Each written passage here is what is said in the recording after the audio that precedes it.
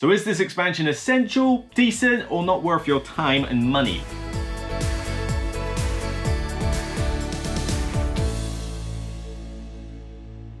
Hi everyone, I'm Luke Hector and this is the Broken Meeple, and I am...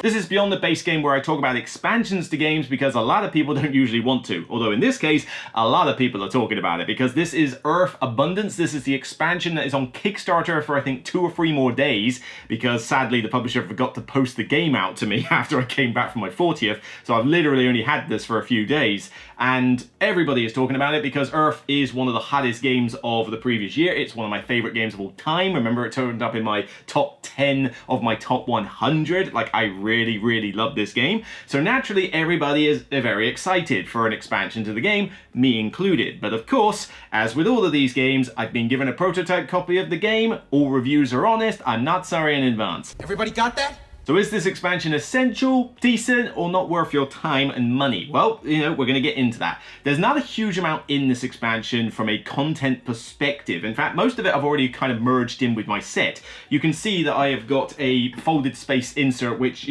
slight plug. It's a very good insert. You really want to consider grabbing this with the UV printing. It is gorgeous, but it gives you a few more pieces to mingle with all the rest. So I've got a few more of the green cubes. I've got some more of those tree pieces and etc. And the folded space insert actually holds all of this expansion bar one element or two.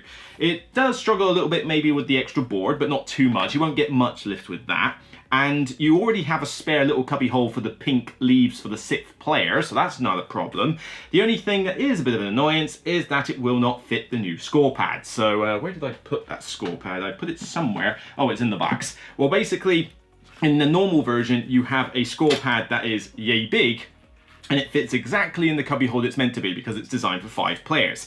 The new score pad is designed for 6 players, which means it doesn't fit in that cubby hole. Yep, sorry, that's just gonna have to be something you're gonna have to squeeze in there, although we'll get on to why that's not such a big issue a little bit later. Other components include a fold board for the 6th player. I don't know if this will be a full board in the full version, but you've essentially got one complete one here, and then some overlays for the other boards. The overlays allow you to incorporate the new Germination iconography, but also increase the number of icons on the bottom of the thing in the reference chart so that people can follow and understand what every icon in the game does. These fit pretty seamlessly on top of your board. They're pretty easy to use and they won't slide around all over the place, so yeah, they do the job. So what are these new rules that you've got? Well, firstly, you have interactive player abilities. So essentially, not like, oh yeah, I punch you in the face and I take your stuff. No, none of that one, thankfully. This one basically introduces 3 variants of simultaneous abilities where other players get something as well as you.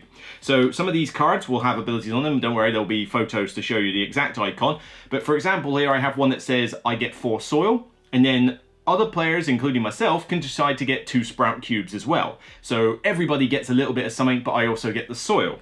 Now there's 3 variants of these. You have any players, only other players, and then just your neighbors. So or choose a neighbor. So neighbors will just be the person to your left and right, much like a kind of 7 Wonders style thing. Other players will be everybody else except you, and all players can include yourself as well. And of course, all these abilities are optional.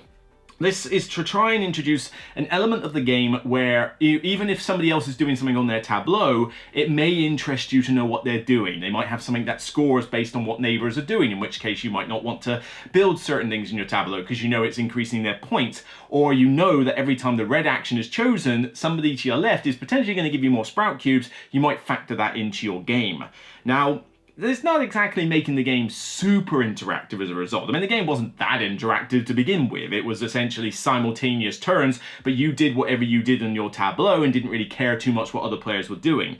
Yes, there are some abilities here that key off, the opponent's getting points if I do this, but given that you're getting points for doing it as well, are you going to be that fussed that the card you play gives the person to your left 2 points? Not really. I wouldn't really care. It's like, yeah, I'm playing this terrain, it's going to give you 2 points. It's also going to give me 4 points for the card. It's also going to give me another 10 points for whatever it's doing. I don't really care if it gives you a little bit of something. So honestly, these interactive abilities have not really change things up for the moment from for the best part of a gameplay perspective. But there's also one other aspect that gets in the way, and it is not at the moment in the rule set. The rule set does not stipulate exactly what the timing is for when these abilities trigger. The assumption is that they go off at the time the ability happens. So I go through my tableau and I go, right, 4 soil, 2 cubes, right, get a sprout cube, do this, compost, and then I get to this one. It says, right, all players can now get 2 cubes. The problem is, everybody is going through their tableau at the same time, but at different rates. Some people might only have 2 abilities to trigger, some people might have 10. A new player might be struggling to go through all their abilities and see what's what. I might be able to zoom through all my abilities, all 6, 7 of them, in about 2 seconds flat. When you have to announce these different interactive abilities, the game starts grinding quite a bit. And I am not surprised that a lot of other reviewers are not mentioning this point, because this has happened in every game. You bear in mind that everybody's going at their own pace, so they're doing their own simultaneous things. If you constantly have to keep interrupting the game flow to say everybody gets this, not only does everybody have to hear you announce this, but also multiple people are shouting this, so the whole thing becomes like a cacophony of chaos. Not to mention that the timing of when these happen could influence somebody's ability to do something else. Like, for example, I might be triggering an ability that says, right, I could kill a couple of trees and get a bunch of soil. Well, I haven't got any trees on my tableau, so it's not really going to help me right now. All right, I'll carry on do my abilities. And then as I get to the end, somebody to my left announces, oh, by the way, you now get 2 tree pieces because of this ability I'm triggering. It's like, oh, right, well, now I've got to go rewind back to here to know that I had 2 trees and then spend the 2 trees on that. There may be some clarification by the time this gets released, but at the moment as the rules are written, at which point they do not stipulate what the timing of this is, it is a very clunky mechanic to have to deal with, especially in high player counts. We'll get to that later, but you know, that is a bit of an annoyance. I don't mind the neighbor one so much, but having every other player have to do something does just make things a little bit chaotic and a little bit frustrating at times. You know, the smoothness that this game had before is lost by introducing these elements. Surely you can't be serious. I am serious. And don't call me Shirley. The germination seeds, though, are definitely, I think, the best aspect of this game. And they're pretty straightforward. They essentially are represented by a little token that you get 1 or 2 of at the start of the game. And you can cash these in for a few effects. So you can cash them in for cubes and compost and soil and trees. And you can even scrap cubes to get these tokens, as well as even scrap one of your leaves that you use to claim objectives. You can scrap one out of the game for a seed. That's quite a tall order, I gotta admit, but it's there if you want it. But the main thing it lets you do, and honestly this is pretty much 90% of the reason you will take these seeds, is because it allows you to search for cards that you need for objectives. You announce an objective from a whole list of them, you know, the ones you see in all the ecosystems and faunas and that, and you simply flip the deck over, have a look through, find the first one that counts, and let's see, here we go. I got a mushroom here, Aspen boletus or whatever. So this is the mushroom I was searching for. It could have been the water habitat symbol I was looking for. It could have even been that the card costs 4 or more victory points. You know, that is, or 3 or less soil. I could have named any objective that related to this card, and this would be the one that I would grab. This is something that I think the game actually does benefit from quite a lot, because a lot of people complain about the card luck in this game, and yes, there is some card luck, but it's a short game when you're not playing with 5 players, and you know, you will not notice it as much because you draw through so many cards that you're gonna find something that's useful. Yeah, you won't find maybe the 1 card in a deck that lets you compost 20 cards out your hand when you've got a full hand of cards, but you're still gonna find stuff that's worth playing, so it's not a big deal.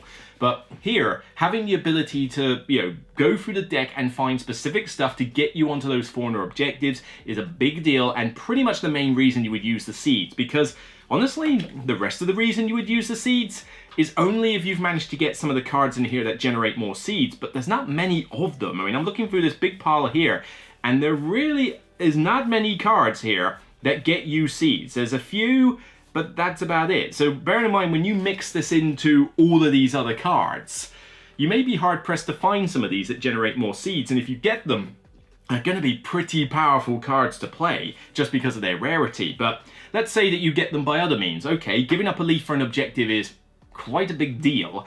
Giving up 4 victory points effectively in cubes for a seed is quite a tall order as well. And the fact that you can give them up, you can cash in a seed for 3 cubes. Well, I just spent 4 to get one, so why would I do that?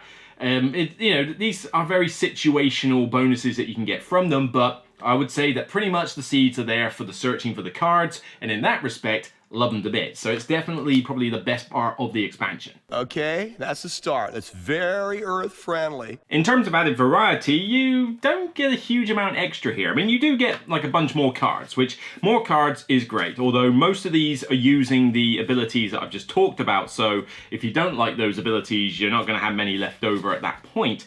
But I was kind of hoping of a few more of these. These are the ecosystems, the climates, the islands, and the fauna objectives. Yes, they're double-sided, but I mean, we're talking 6 ecosystems, 4 climates, 4 islands, and 6 fauna objectives.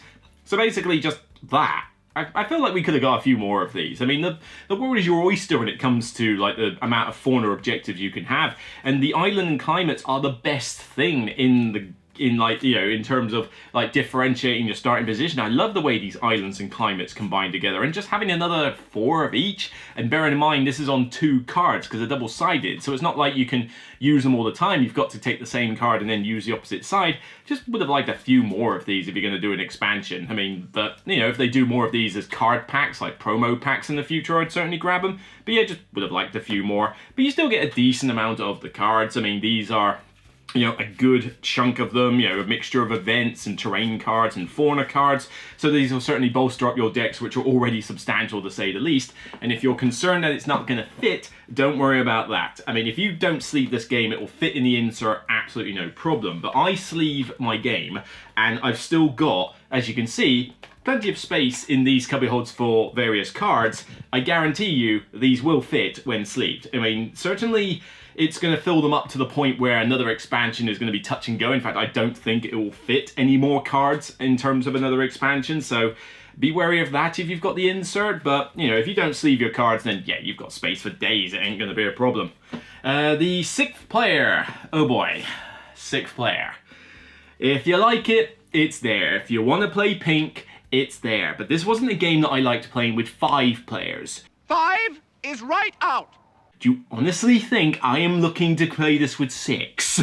I mean, just because it's simultaneous turns does not mean that the turns finish at the same rate for everybody. 5 players is clunky and long as it is. 6 players literally just made it worse. It didn't get any better, trust me, it got more problematic. And this compounds the problem I mentioned earlier with the whole sort of neighbors and crying out simultaneous abilities and stuff like that, because if you've got people crying these out, you know, left, right and center, then, well, it's just a complete mess. So if you want to play it with 6, it's there. Fine. They've added it in. I'm not going to, like, you know, downgrade it for that sort of thing. But I never really care when they add players to games 99% of the time. And here, it's another case. I don't think we needed the 6th. I think they just did it so that you could have a 2v2v2 team thing or a 3v3.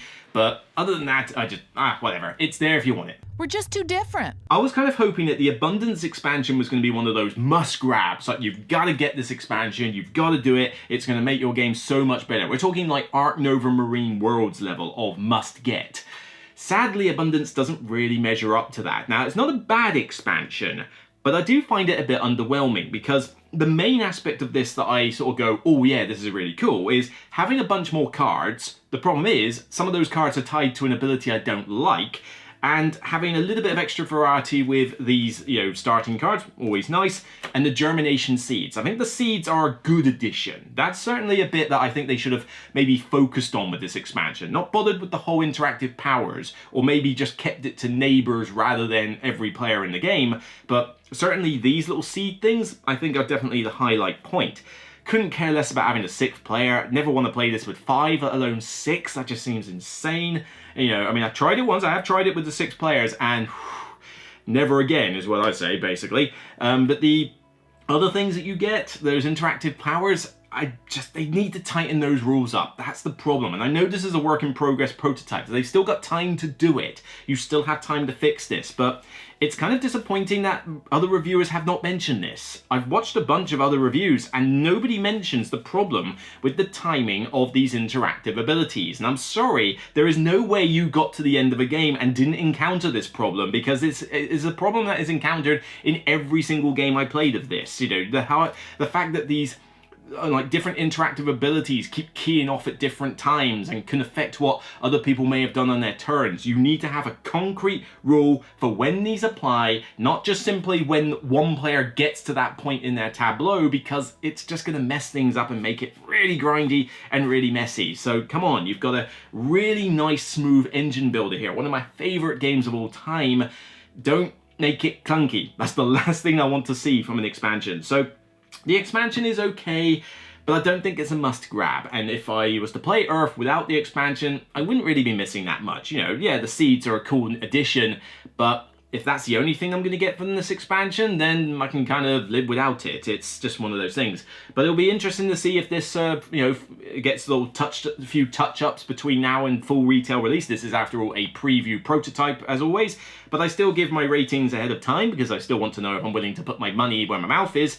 This one I would probably give a 6 out of 10 overall, above average. It's got one element that I particularly like. It's got a few extra pieces. You did get some more cubes and more tree toppers to, in case you were running short on some of those. I think this expansion could have been better. I was really hoping that this would be like a must grab, must have, and it hasn't reached that point at all yet. But I'm hoping that between now and retail release, they will tie up the rules with those interactive powers, and if they can do that and make it a really good, satisfactory way that still makes the game smooth and elegant, then we'll have an expansion that I can happily give a seal of endorsement to. For now, I would just be maybe a little bit wary. So that's it for me on this episode of The Broken Meeple. If you like what you see, then please thumb it up on YouTube and thumb it up on Board Game Geek when it goes live on a page. Don't forget to check out the review I actually did for Earth if you want to know why I love it so much, but also my top 10 of my top 100. You can check it out where I talk about it on that one. I won't tell you what position it came in that top 10, but spoiler alert, it did.